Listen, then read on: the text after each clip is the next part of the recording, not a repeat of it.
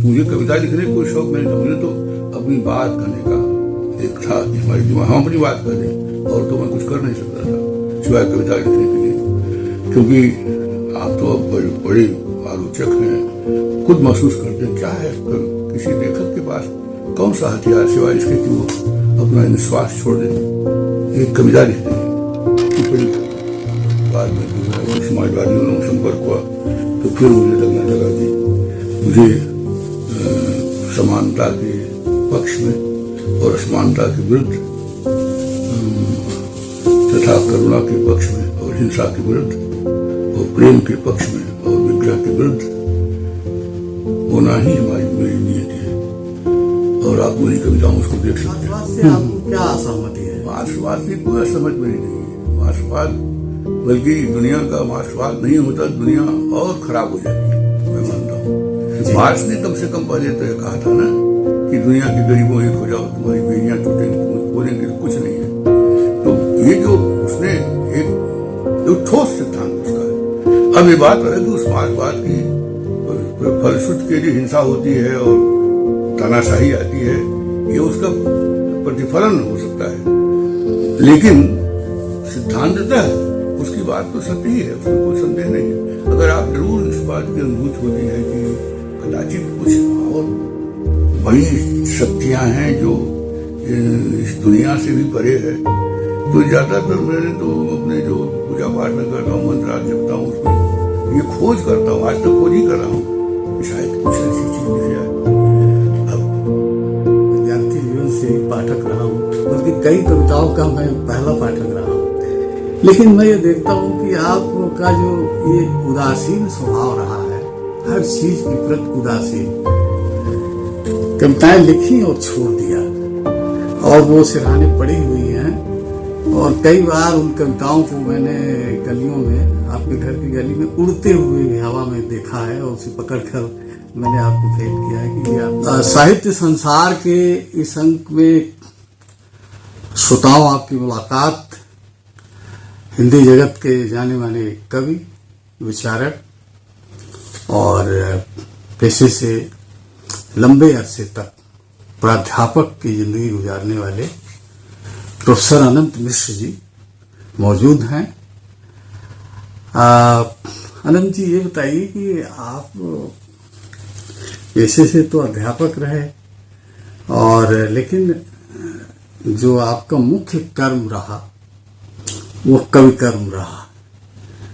तो यह अक्सर कहा जाता है कि जो अध्यापक होता है वो कवि नहीं होता है, लेकिन आपको मैं देखता हूँ, और मैं 40 सालों से तो देख ही रहा हूँ कि कविता के अलावा आपके जीवन में जो है और कोई बड़ी उपलब्धि नहीं दिखाई देती। तो आप कविता की दुनिया में क्यों आए? क्या ऐसे दबाव थे? ऐसा कोई दबाव नहीं था। हम बहुत छोटे थे तभी जो 2004 की किताब में सूरदास के पद वगैरह कुछ थे, तो उसमें दुख का वर्णन था, मृत्यु का वर्णन था। तो मैंने पहली कविता वो मृत्यु पर ही लिखी, और उस ब्रजभाषा के रूप में लिखी और सूरदास की नकल में लिखी। फिर मेरी प्रवृत्ति बढ़ती गई, तो शुरू में छंद में मैं लिखता था। ऐसा दबाव मेरे पास न तो कविता का दबाव था, न किसी चीज का दबाव था। कहीं भी कुछ कोई कोना जीवन का ऐसा लगा अगर कि यहाँ कुछ अन्याय हो रहा है, यहाँ कोई ज्यादा गहरी संवेदना है, प्रेम है, यहाँ कुछ है जो सामान्य से अधिक है और वो प्रभावित कर रहा है हृदय को, मन को, तो मेरे दिमाग में कोई कविता आ जाती थी। पहले छंद में आती थी, गीत के रूप में आती थी, लेकिन बाद में जब ये नई कविता आई बाद में चल करके, तो हमको ज्यादा स्पेस मिल गया कि अब छंद की झंझट नहीं हुई, अब हम अपनी बात अपने ढंग से कर सकते हैं। तो ये शुरुआत थी। धीरे धीरे तुम जानते ही हो कि अब जानते हैं कि सब सामने आता गया। वो कौन सा समय था जब आपने लिखना शुरू किया? वो मेरा अनुमान है कि 46 में मेरा जन्म हुआ था, मैं 9 वर्ष का था, तो आप समझ लीजिए कि 46 और 9 55 1955 के आसपास से मैंने लिखना शुरू कर दिया। तो वो तो नई कविता का घनघोर दौर था। हाँ, लेकिन मैंने शुरू में वैसे ही लिखा। अच्छा, यहाँ उस समय के 9 कितना हुआ जी अच्छा वही 50-55 के आसपास। नहीं, ये बताइए कि उस समय उस दौर में गोरखपुर में जो लेखन की स्थिति थी, हम वो क्या तो गांव में थे अपना, फिर उसका बाजार थे बस्ती जिले में, हाई स्कूल पढ़ने चले गए थे जी। तो उस समय तो जो वहाँ की पत्रिका निकलती थी उसमें विद्यार्थी के रूप में कविता छपती थी या लेख भी छप जाता था, कुछ भी छप जाता था उस समय। लेकिन तब एक कौतुक मात्र था। जी जी जी। कविता हमारे लिए कुछ व्यक्त करने का, मन को व्यक्त करने का एक साधन थी, जिसे लिख करके आदमी कुछ महसूस करता है कि ठीक है, मैंने कुछ अच्छा काम किया है। अच्छा, गोरखपुर आप कब आए? गोरखपुर हमने हाई स्कूल पास किया सन 1961 में जी। और उसके बाद ही मैं आ गया सेंट जीनियस कॉलेज में पढ़ने के लिए। जी। 63 तक वहाँ था, मैं इंटरमीडिएट किया, उसके बाद यूनिवर्सिटी चले गया पढ़ने के लिए। अच्छा। तब से घूम फिर करके गोरखपुर में ही हूँ। अच्छा, तो उस दौर में गोरखपुर में लेखन की क्या स्थिति थी? उस दौर में हमारे सामने तो सेंट जीनियस कॉलेज में हम लोग जो थे तो परमानंद श्रीवास्तव थे वहाँ, और हम अलीनगर में रहते थे तो वहाँ पर विष्णु द्विवेदी थे, चिंतामणि सुप्त गर्ग थे, और हृदय विकास पांडे थे, और कमर गोरखपुरी थे, और ऐसे अनेक लोग थे।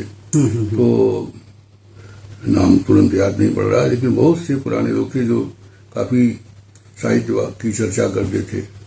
बाद में तो फिर यहाँ पर तरह तरह की गोष्ठियां होने लगी, फिर हम लोग भी अपनी कविता सुनाने के लिए डायरी देकर पीछे खड़े रहते थे, कोई बुलाए, बड़ी उत्सुकता होती थी। फिर पहले तो शुरू में पत्रिकाओं में, अच्छी पत्रिकाओं में चिट्ठी लिखना शुरू किया, फिर कहीं कुछ निकला तो उसमें कंपटीशन भाग लिया, कोई छोटा लेख लिख दिया उस पर।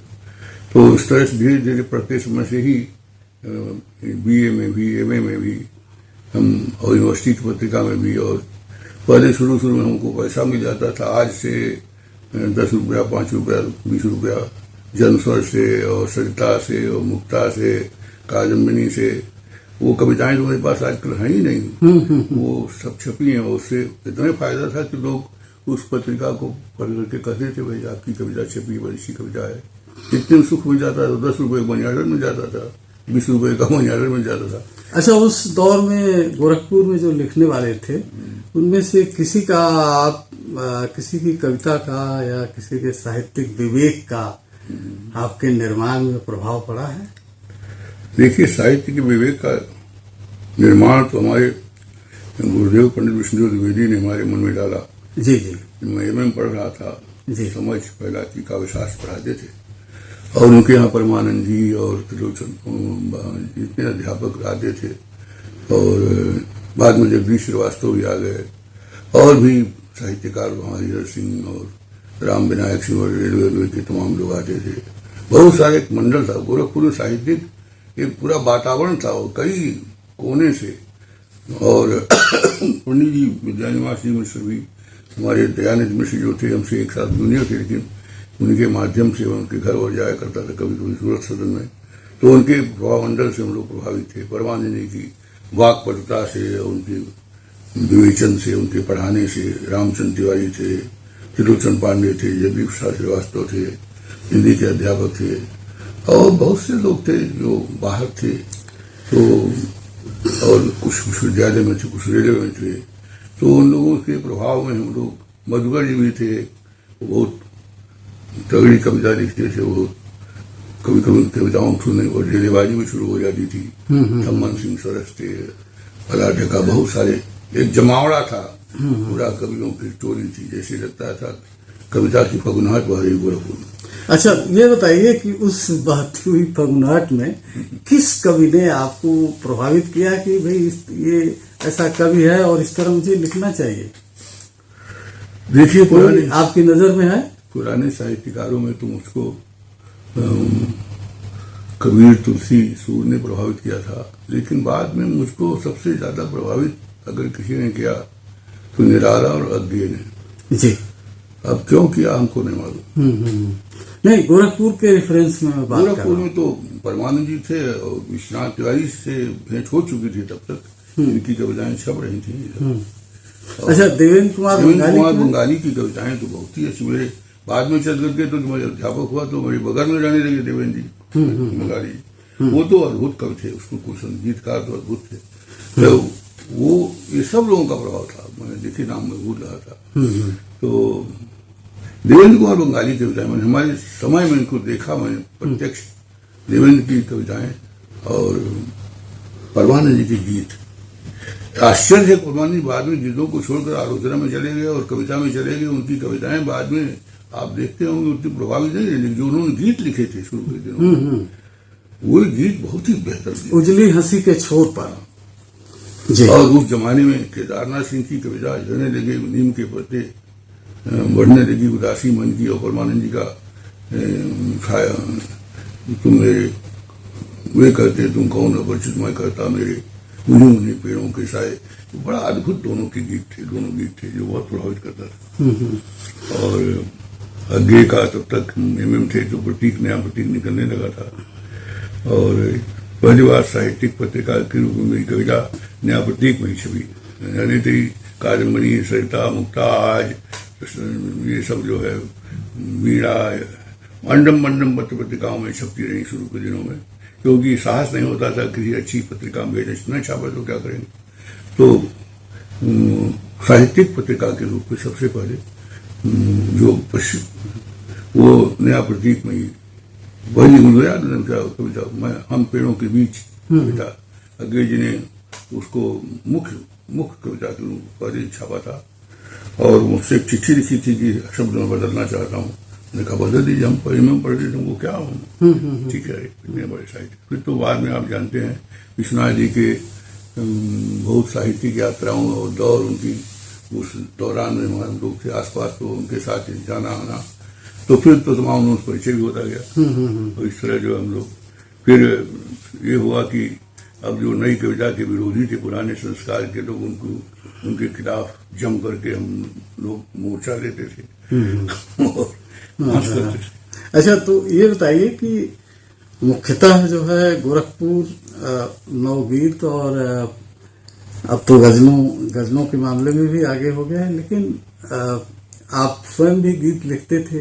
लेकिन आपको क्या ऐसा लगा कि नहीं, मुझे गीत छोड़ करके और गीतों की जो गलदश भावुकता है इसको छोड़ करके और मुझे ऐसी कविता लिखनी चाहिए जो जीवन जगत के मतलब यथार्थ को सामने लाए।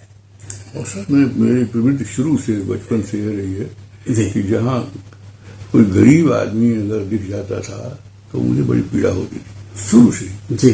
तो ये जो मुझे लगता था कि दुनिया चाहे जैसी जिसने बनाई हो तो ईश्वर होगा, लेकिन आदमी ने ही ऐसा न्याय रचित किया है कि एक आदमी बहुत ही परेशानी में, भूख में है, दुख में है, पीड़ा में है, तो करुणा मेरे मन के भीतर जागृत हुई। और उसकी अभिव्यक्ति जब छंद में हम देखते थे कि छंद में करने में तुक जुटाना पड़ेगा, ये सब करना पड़ेगा, तो मुझे कविता लिखने कोई शौक नहीं था। मुझे तो अपनी बात कहने का एक था कि हमारे दिमाग हम अपनी बात कह दें, और तो मैं कुछ कर नहीं सकता था सिवाय कविता लिखने के लिए।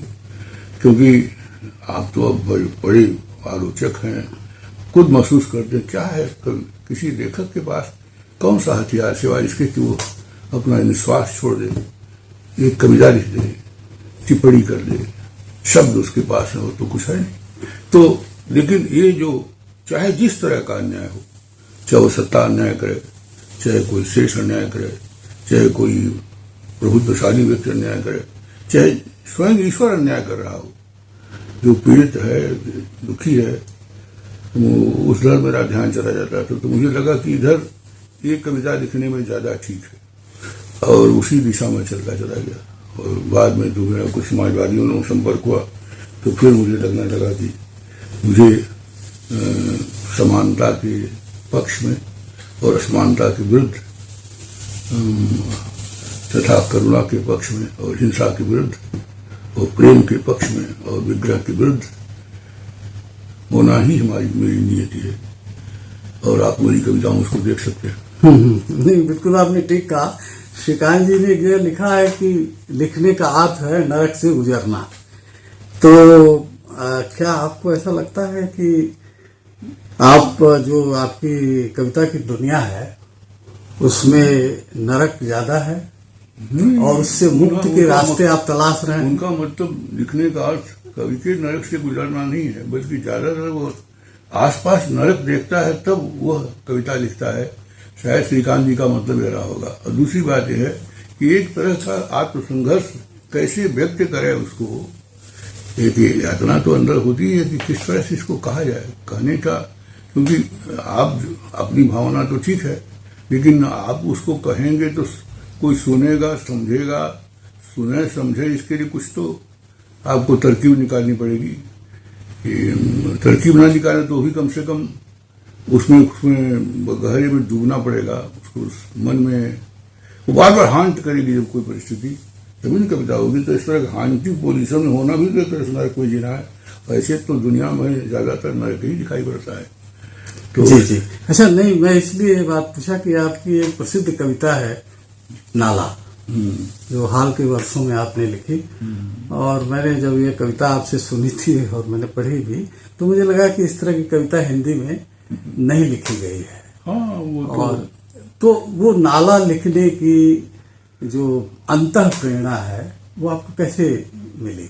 ऐसा है कि ये बहुत स्वाभाविक है कि अगर कहीं दुनिया में किसी शहर में, किसी गांव में, किसी घर में अगर कुछ उजला उजला दिख रहा है तो उसके पीछे बहुत से लोग नरक जी करके ही उसको उजला किए हुए हैं। जैसे बड़े शहर में आप जब भी किसी को प्रवेश करें तो स्टेशन के किनारे, बस अड्डे के आसपास, उबांग पर सब झुग्गी झोपड़ियां, उन्हीं झुग्गी झोपड़ियों में रहने वाले काले काले बाल वाले, उजले उजले बाल वाली औरतें आपके घरों का काम करती हैं, वही सब्जी पहुंचाती हैं, वही घुस करके नाला साफ करती हैं।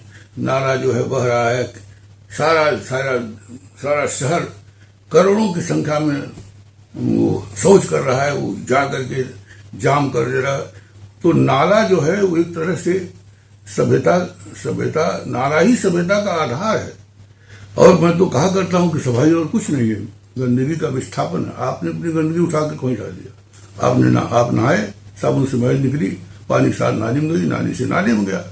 तो ये नाली और नाला ही तो सफाई है। अच्छा, इस कविता की कुछ राजनीतिक निहितार्थ भी हैं? निहितार्थ कुछ नहीं है, व्यवस्था ऐसी होनी चाहिए। कवियों के मन की व्यवस्था है, ऐसा आदर्श बने कि जो नाला ठीक कर रहे हैं मेरे हिसाब से उन्हें बेहतर वेतन मिलना चाहिए, और जो कागज से काम, कलम से काम कर रहे हैं उनको कम वेतन मिलना चाहिए। हाँ, सुविधा उनकी ज्यादा हो, क्योंकि वो श्रम की संस्कृति का दाम कम है दुनिया में, और बुद्धि चालाकी की संस्कृति का दाम इस दुनिया में बहुत ज्यादा है, जो नहीं होना चाहिए। अच्छा, मैं एक पाठक के तौर पर ये अनुभव करता हूँ कि आपने जैसा कि कहा कि अज्ञेय से आप प्रभावित हुए, लेकिन कालांतर में मैंने देखा कि अज्ञेय का जो आत्म है, आत्म तो आपके यहाँ भी है, लेकिन आपका जो परिप्रेक्ष्य है कविता का वो बहुत व्यापक है। जैसे नाला कविता है, मकान कविता है, कृपया धीरे चलें, ये जो कविता है, ऐसी बहुत सारी कविताएं मुझे याद आ रही हैं। तो ये तो अज्ञेय की कविता का जो वितान है उससे बाहर की चीज है। अज्ञेय का जो अभिजात्य है जी, वो जिस कुल में पैदा हुए, एक पुरातत्वविद के घर पैदा हुए और बाहर विदेश और एक तरह की चोटी पर जिंदगी जीने वाले व्यक्ति थे। कभी देखा कुछ इधर उधर लिखा उन्होंने, ऐसी कविताएं लिखी हैं उन्होंने। मैं भूत बन जाऊं, वे अपने महलों में भूत से डरते हैं, मैं सोचता हूं कब अपने झोपड़ी में मरकर भूत हो जाऊंगा, या इतिहास में जो पुल बनाएंगे बंदर कहे जाएंगे। ऐसी बहुत सी कविताएं उन्होंने लिखी, लेकिन वह व्यंग कविताएं उसने भी बहुत लिखी हैं कि वो आदमी हो तो ऐसा जैसा कि केले का पेड़, फल खाओ फूल खाओ, उधर गए सेठ इधर गए सन्यासी, बीच में बच गया भारतवासी, वो पछाई भैंस बैठी सड़क पर। ऐसी बहुत सी कविताएं उनकी हैं जो जन पक्षधर कविताएं हैं, लेकिन ज्यादातर वो बड़ी ऊंचाई और बड़ी कुछ अध्यात्म को छूने वाली जो चुप्पी है, उस चुप्पी के गर्भ से उत्पन्न होने वाले शब्दों के महान कवि हैं। शब्दों के कवि हैं। अच्छा, ये बताइए कि 60 के बाद, आजादी के बाद जो कविता लिखी गई वो शब्दों के बजाय वाक्यों से लिखी गई, जैसे रघुवीर सहाय की कविता है, और आज की जो इधर की 40-50 साल की कविता है उसमें ज्यादातर कवि वाक्यों के कवि हैं, जबकि कविता जो है शब्दों के जरिए लिखी जाती है।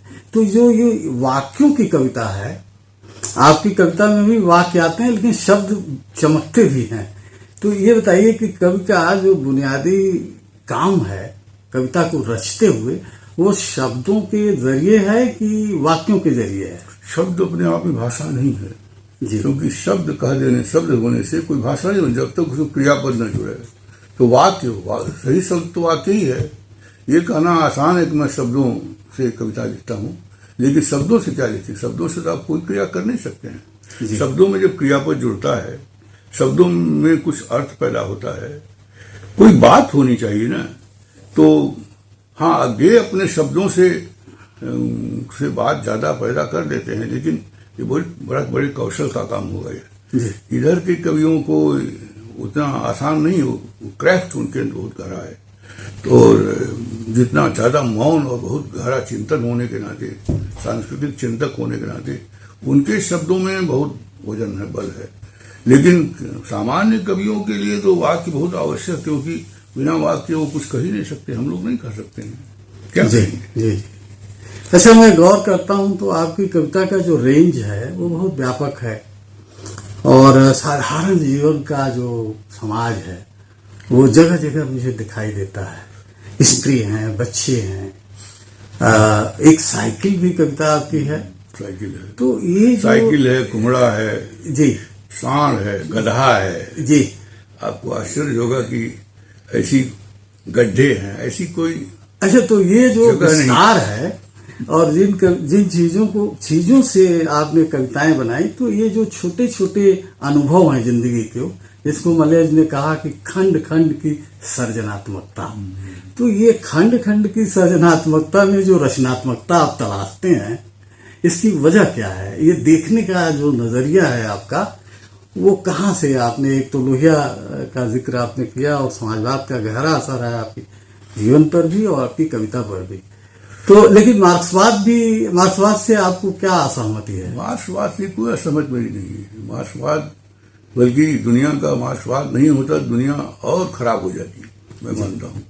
मार्क्स ने कम से कम पहले तो यह कहा था ना कि दुनिया के गरीबों एक हो जाओ, तुम्हारी बेड़ियां टूटेंगी, तुम खोलेंगे तो कुछ नहीं है। तो ये जो उसने एक जो ठोस सिद्धांत उसका है। अब ये बात अलग है, उस मार्क्सवाद की फलश्रुति के लिए हिंसा होती है और तानाशाही आती है, ये उसका प्रतिफलन हो सकता है, लेकिन सिद्धांततः उसकी बात तो सत्य ही है, उसमें कोई संदेह नहीं है। अगर आप दुनिया में जीते हैं और एक क्षण के लिए किसी अलौकिक सत्ता की बात नहीं कर सकते हैं सामान्य मनुष्य के रूप में, तो जो बातें उसने कही हैं, जो फिलॉसफी उसने दी है, आज भी अकाट्य है, उसके साथ टकराना तो पड़ेगा उसे। जी जी जी। ऐसा तो बच नहीं सकता है। जी जी। यहाँ तक कि हमारी करबात्री जी को टकराना पड़ा। संत थे, हिंदुस्तान के सबसे बड़े संत और विद्वान करबात्री जी महाराज को मार्क्सवाद से टकराना पड़ा। उन्होंने रामराज और मार्क्सवाद पुस्तक मोटी लिखी उसके विरोध में, क्योंकि वो मटेरियलिस्टिक था मार्क्स, और ये जो आइडियलिस्टिक है। जी जी जी जी। अच्छा, आपके व्यक्तित्व के भी एक पहलू पर बात करूं कि आप विचारों से इतने गहरे समाजवादी और प्रगतिशील और जीवन जगत के हर दुख को देख करके अभिव्यक्ति देने वाले इतने प्राणवंत कवि के रूप में, और कई बार मैंने आपके निर्वचनों को भी सुना है, तो ये अन्याय के विरुद्ध प्रतिकार करने वाले आदमी का जो जीवन है, वैयक्तिक जीवन, उसमें भी मैं देखता हूं कि एक आध्यात्म की छाया आपके व्यक्तित्व में दिखाई देती है, और उसके लिए भी पर्याप्त जगह है। आपको मैं पूजा पाठी भी कह सकता हूं, लेकिन ये जो आपके व्यक्तित्व में ये जो बाहरी तौर पर तो इसको अंतर्विरोध कहा जाएगा, लेकिन इसमें आपको जो सुख मिलता है, और एक कवि ने लिखा है कि कवि को जो है वो कविता उच्चता के जब धरातल पर पहुंचती है तो वो अध्यात्म के निकट होती है। क्या आप में ऐसा बोध आ गया है? ऐसा है कि अगर कोई मनुष्य है तो ये तो पक्का है कि वह सामान्य पशु की तुलना में उसकी चेतना का स्तर ज्यादा है। सापेक्षिक सिद्धांत के हिसाब से सब जगह जीव है, पत्थर में भी है, लेकिन वनस्पति में चेतना अधिक है, इसलिए वह जीव है, वह जड़ है।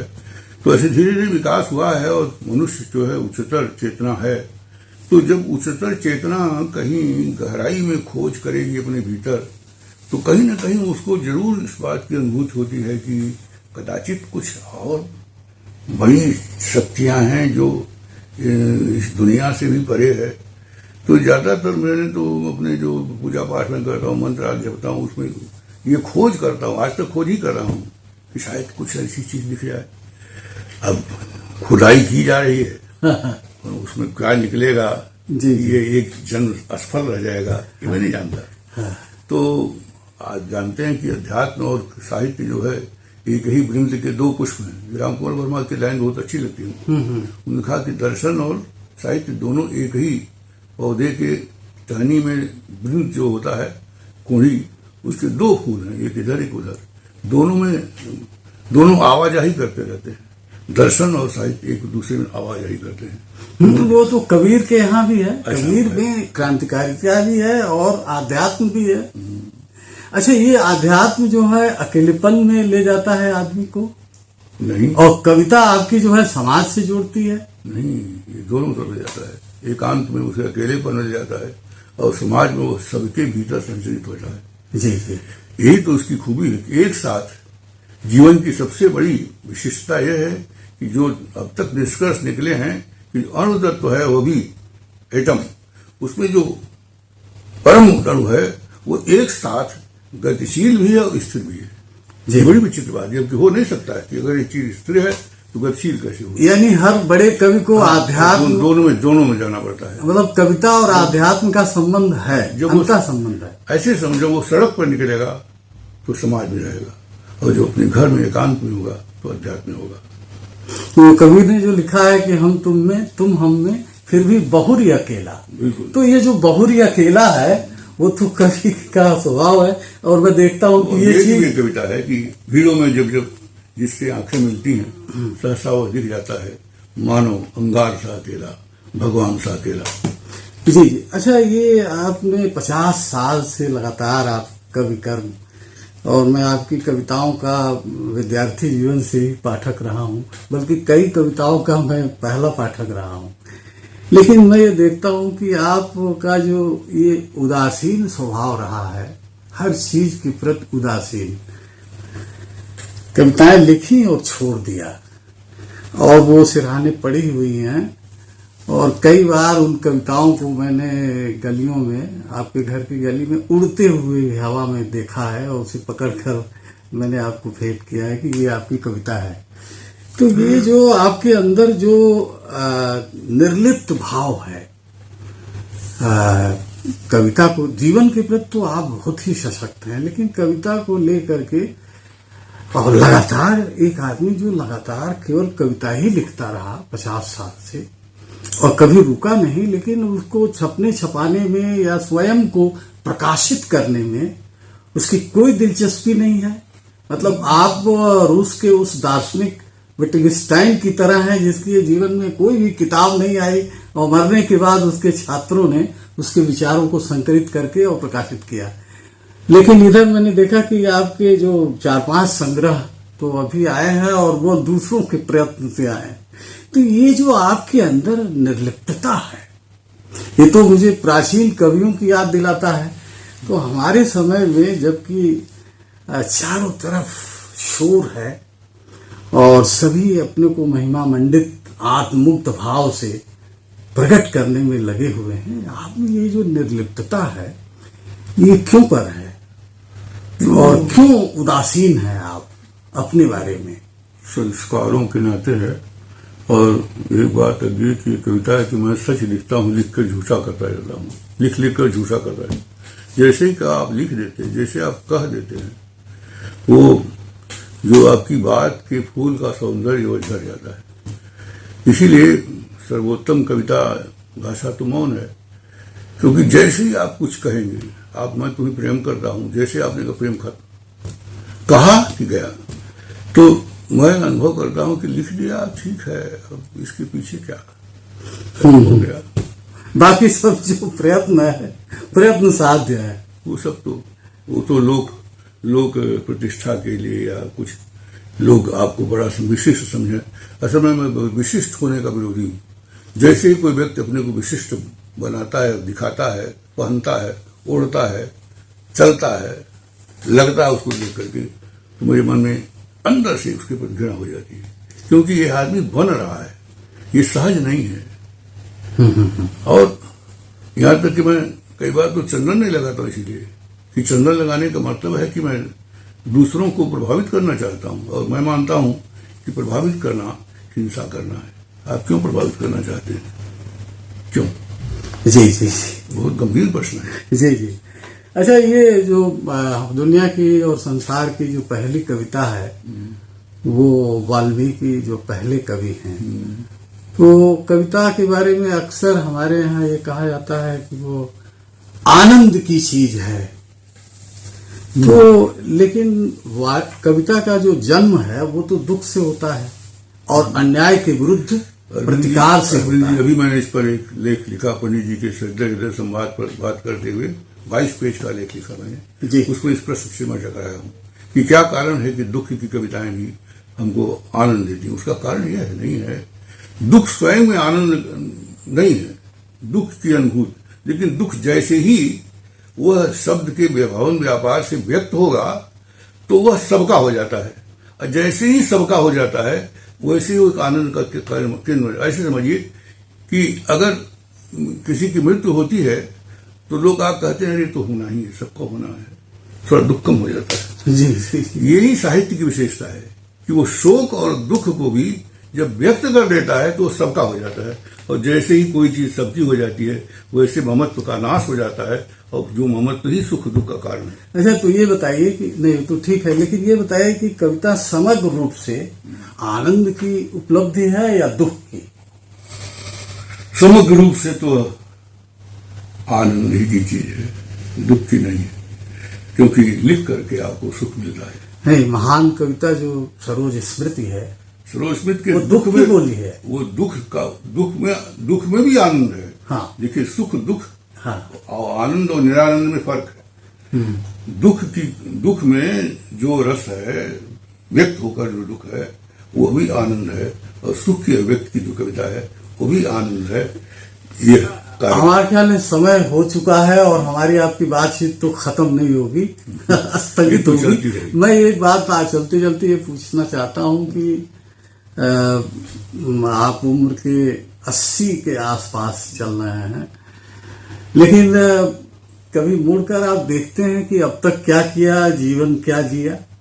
बहुत विचार नहीं करता हूँ, जो बीत गया सो बीत गया। मैं आगे देखता हूँ, पीछे की स्थितियों को बहुत चुलबुलाने से कोई फायदा नहीं है, क्योंकि जो है ही नहीं उसको क्या, और जो भविष्य है नहीं, जो है कुछ वर्तमान है, अभी जो है वो है, कल क्या होगा क्या। आनंद जी, आपसे इतनी अच्छी और दिलचस्प बातचीत हुई, मैंने आपके स्व को और आपकी कविता को भी कुछ खोलने की कोशिश की। मेरा ख्याल है कि जो साहित्य के गंभीर श्रोता हैं वो जरूर आप में इस बातचीत में आनंद लेंगे। आप आए और हम लोगों से बातचीत किए, इसके लिए आपको बहुत बहुत धन्यवाद। आपको और आकाशवाणी को मेरा भी धन्यवाद।